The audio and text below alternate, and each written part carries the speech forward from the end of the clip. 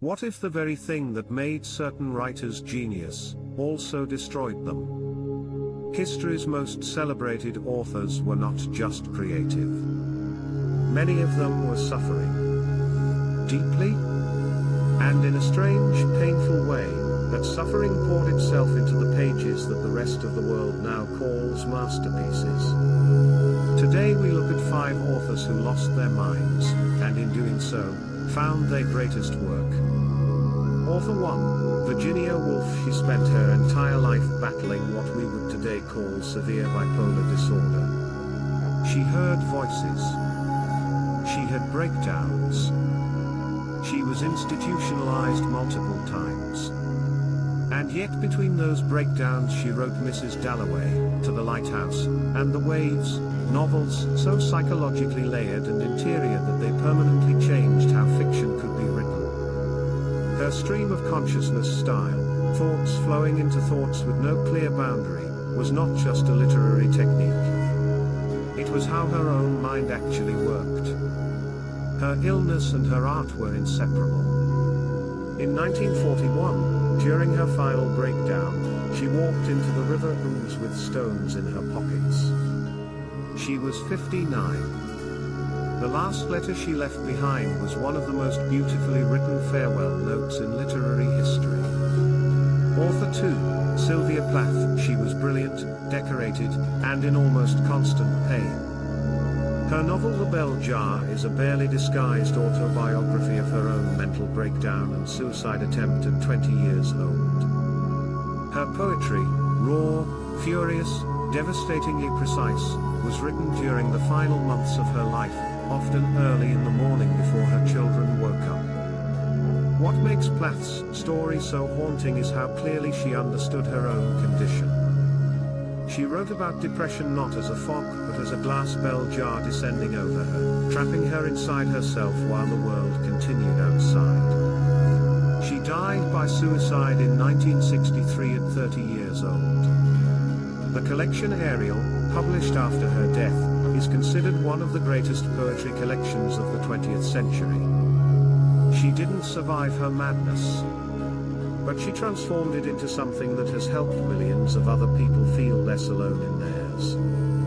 Author 3, Edgar Allan Poe. He is inseparable from darkness, and not just in his fiction. He struggled with alcoholism, depression, and what many modern psychiatrists believe was bipolar disorder.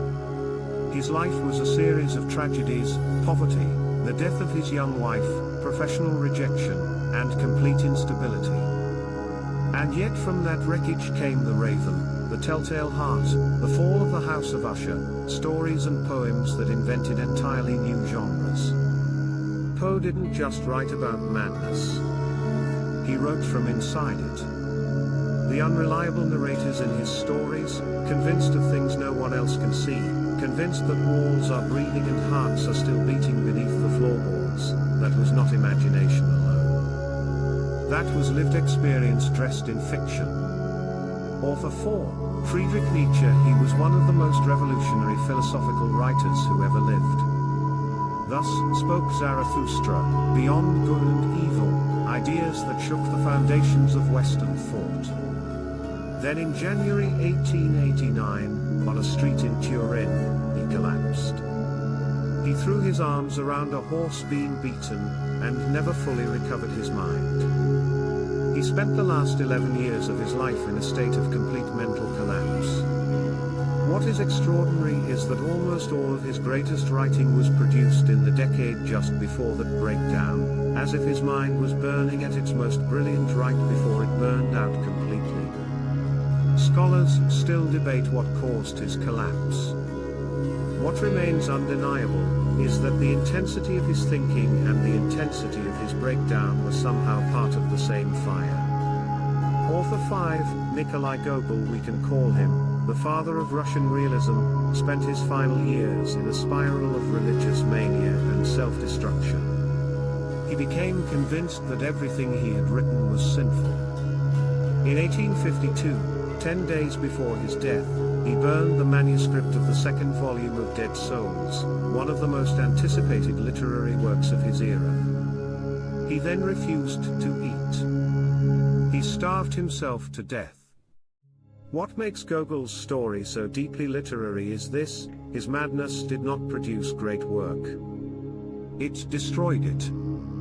He is the counterexample in this list, the author whose breakdown took away rather than gave. And that raises the most uncomfortable question of all: how much great literature has the world lost to the same darkness that created it? These 5 writers remind us that genius and suffering are not opposites, and sometimes they are terrifyingly close together. Their madness gave us some of the most extraordinary literature ever written. And it cost them everything. Which of these stories affected you the most? Drop a comment below. And subscribe, because next week we go even deeper into the lives behind the books.